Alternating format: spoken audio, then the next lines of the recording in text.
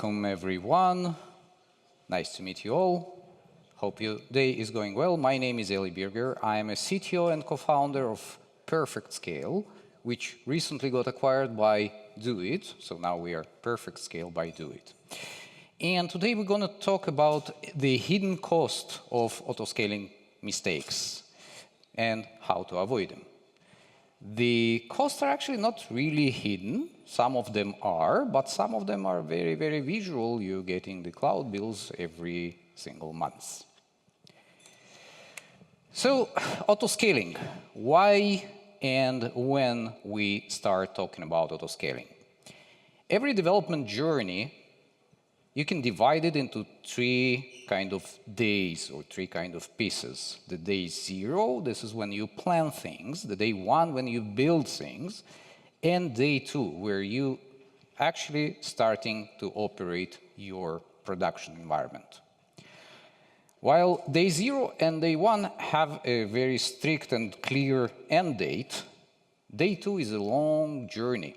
And during this journey, you want your application to provide the best possible performance at the lowest possible cost. Which means that you want to scale up when there are spikes, and you want to scale down when there is no traffic or no load. When I built my first system based on Kubernetes, I expected all the magic of Kubernetes to just magically work. I installed Cluster Autoscaler, I installed HPA, we had a bunch of services, and my expectation was to have a very good uptime and cost fluctuating together with the load pattern. During the weekdays, we had a business application, so most of business users would use the system during business hours and use less for non-business hours. But reality slapped me in the face. The uptime was kind of and the cost continuously grew up. I can tell you now, when we are operating Kubernetes, managing multiple thousands of Kubernetes clusters, I can tell you that my journey wasn't unique. If anyone wants to raise a hand if they had the same issues, you're welcome. Thank you very much. I see some hands definitely raised up. So, Kubernetes does not magically provide things. Things are happening because of particular logic. What we saw across multiple thousands of clusters that we are currently managing, roughly 27% have daily issues like out of memory, throttling, evictions, noisy neighbor problems, etc. The other one, on the flip side of the same coin, the cost getting out of control. We see that more than 50% of all the resources in every cluster, every random cluster that you will pull, will be wasted. But it's not the whole story. We have even more. When we're dealing with autoscaling, the cost tracking becomes very challenging because we starting to have a lot of ephemeral instances that are brought up and then removed, and tracking all those costs are extremely high, extremely hard. Typically, in this situation, the company would start process of optimization. And the optimization process is tedious. You need, first of all, to understand what exactly you're looking for. You need to gather all the data. You need to analyze all this data. You need to plan the changes. Then it takes some time to propagate and request the developers to make those changes. And developers typically don't like to make those changes. They are scared. So eventually, after multiple weeks of hard work, your cluster might be tuned better. Still, the load patterns are changing, the application changing, the amount of customers that you serving, their load patterns are constantly changing. And what you want to achieve eventually is continuity of this optimization process.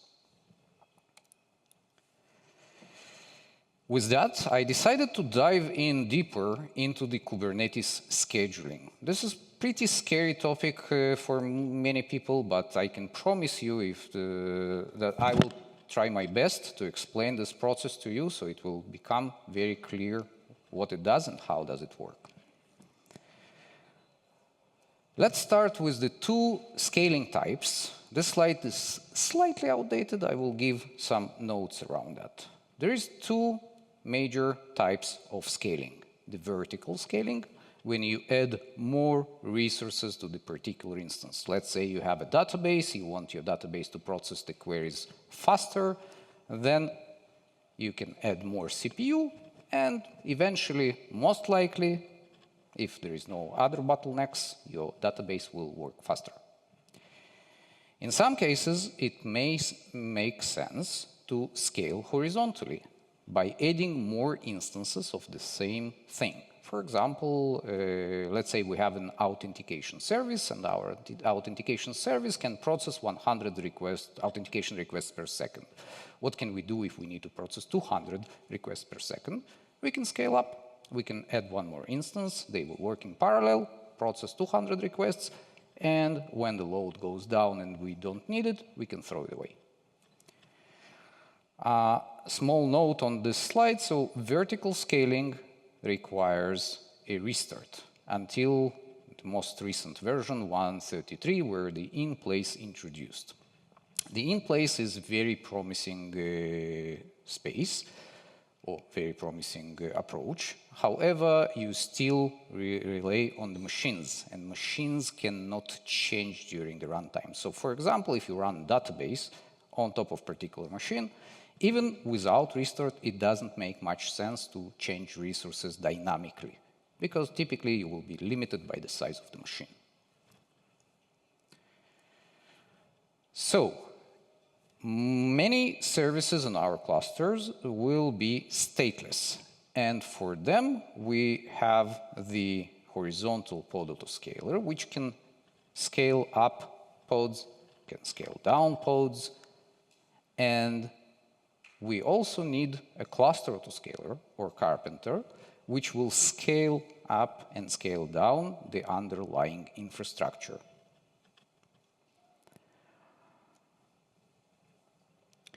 Let's review how the scheduling process works. So, for example, we have here a pod. This pod requires 8 GB of memory and 8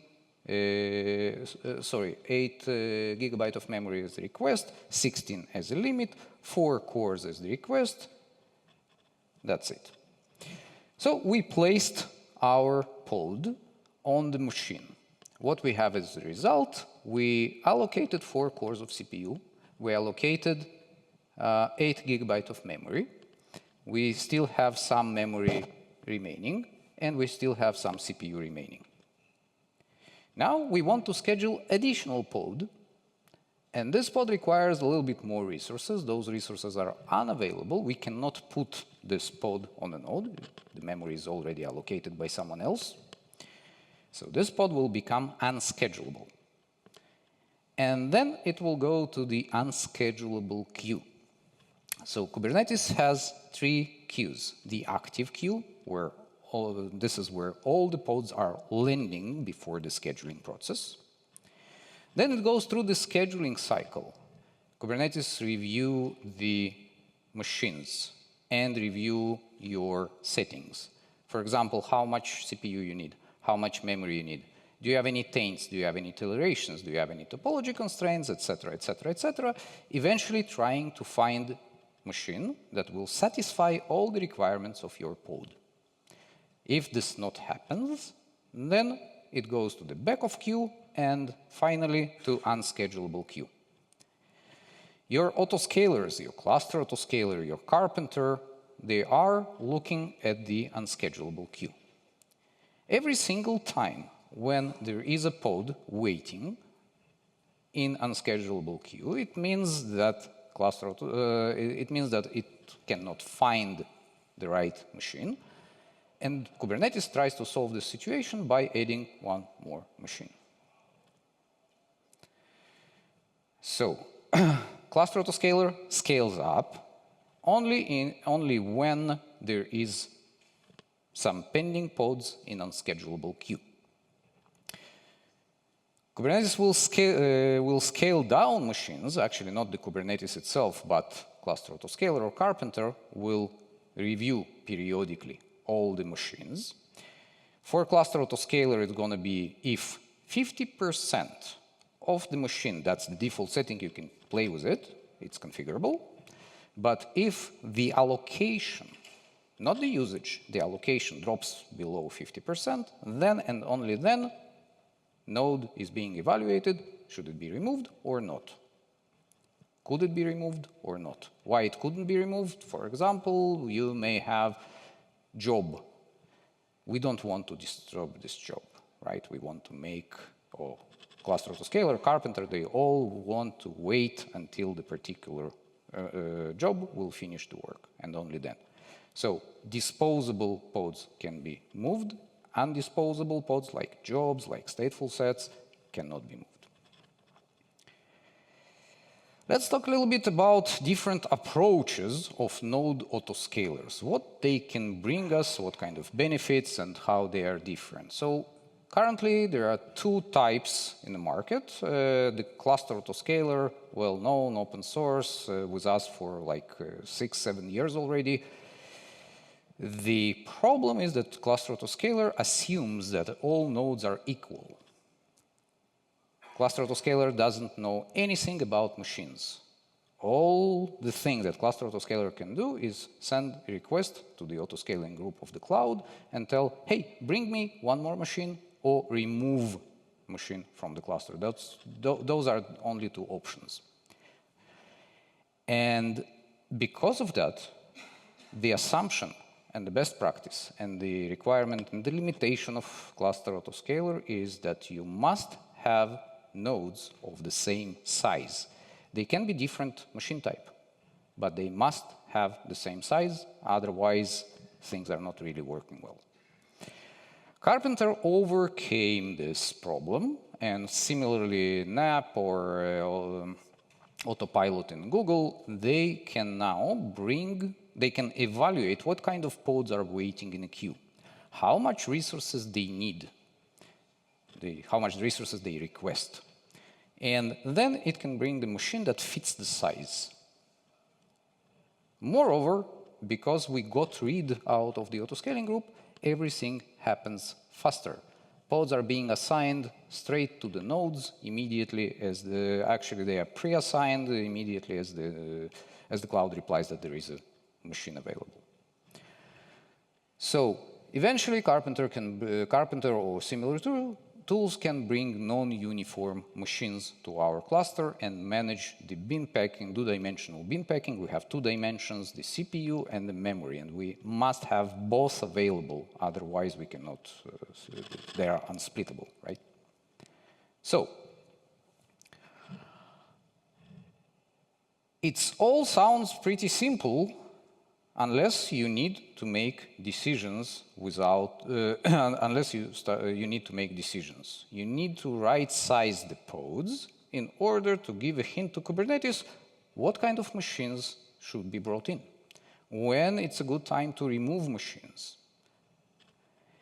And that's become a mess. So let's understand how the requests and limits affect those scheduling decisions. First of all, let's look at the memory. In memory, it's pretty straightforward. The request is the amount of resources that Kubernetes will allocate for your pod. You can use more. You can use actually up to the limit, and once you reach the limit, your pod will be forcefully killed. And this is where you're going to have the out of memory. However, not all pods are equal. Let's say we're co-locating multiple pods on the same machine. All of them requested 2 GB of memory. We have overall 6 GB of memory. So 4 is allocated and 2 remains unallocated. One of the pods want to grow up, and it could eventually become a noisy neighbor and evict, and Kubernetes in this situation will evict the other pod. Problem that we see a lot, very, very hard to detect because your pod crashed and the reason is someone else. CPU is even trickier. The request defines how much resources you're going to have. However, the limit works slightly different. The underlying Linux operating system of the machine gonna slice the CPU into, it cannot limit you by using particular core. So if your machine have 8 cores and you trying to schedule pod with 1 core of request, it doesn't mean that you will have this one particular specific core. Instead, all of your CPU gonna be sliced into 100 milliseconds periods. Within this 100 millisecond period, you can consume CPU time equal to the amount of requests. So for example, if I requested 1 out of 10 for 100 milliseconds, I'm gonna have guaranteed 10 milliseconds. If I put limit of, let's say, 1 core again, on the machine of 10 cores, I will start being throttled after 10 milliseconds, regardless of my load, regardless of my utilization of CPU, regardless of anything. In other words, the CPU limit is completely unpredictable. You don't know on which machine you're going to run. You don't know on which machine you're going to be scheduled. So be very, very careful. And unless you know that you need to use CPU limit, it's relevant for Java, it's relevant for usage of Go Max procs, etc. There are multiple specific use cases. But overall recommendation, unless you know that you need CPU limit, don't use it. Set as 0. Okay, so to understand it even better, let's evaluate what would happen if we misprovision, if we do something wrong with those resources, what's going to happen? So if we, let's look at the requests for the first. Over-provisioned requests will lead to over-allocation. Over-allocation will lead to waste and also to excessive CO2 consumption. Don't forget, when we're reducing cost of our cloud, we actually reducing the amount of machines and reducing our CO2 footprint. CO2 footprint of clusters are colossal. I can tell you that 100 nodes cluster consumes, running 24/7, consumes similar amount, or produce similar amount of CO2 that you're driving to work and back every day. Under provisioning, what will happen if we put less resources? Then we're putting ourselves in a situation of noisy neighbor. If I'm allocating less resources that I'm going to use, others will start struggling, which will eventually lead to SLA breaches and reliability issues. What if we not tell Kubernetes anything about resources? Then Kubernetes struggles to orchestrate. All of your pods gonna land on the same machine, and your machine just gonna blow up. What could happen? What could go wrong with the limits? So if we over-provision limits, we do not have any more cutoff switch. Why do we need cutoff switch? If particular pod try to allocate the entire memory of the node, what will happen? We will have node out of memory, and the blast radius will now contain all the pods that are running on this machine, which may, in some situation, also lead to potential domino effect. Let's say I have the same set of workloads running, the same set of pods running on multiple machines, and if one machine crashed, all the load goes to the second machine, it crashed, and so on and so forth. Real situation, observed it multiple times. If we under-provision or underestimate the amount of limits, then it could lead to throttling, to the out of memory, and other reliability issues. If we do not define, again, potential domino effect, etc., etc. So, but it's not only that. We have more. When we involve horizontal pod autoscaling, the horizontal pod autoscaling, the basic one, the HPA, the most common, relies on the amount of CPU and memory. In other words, let's say I have defined that my deployment will scale up at 80% utilization. What does it basically mean? Kubernetes will track the metric server will track the utilization. Every time we're coming to 80% of the request, then it's going to trigger the HPA and add pod. What we see across the board is that people setting completely insane numbers like 30% of CPU. What will happen? Yes, once you hit the 30% utilization, there are going to be additional pods, so your utilization will drop below 30%. In other words, you're going to waste 70% of resources every single time. The more sophisticated triggers are achievable through KEDA, is some particular meaningful metric. For example, yeah, and we have to end it.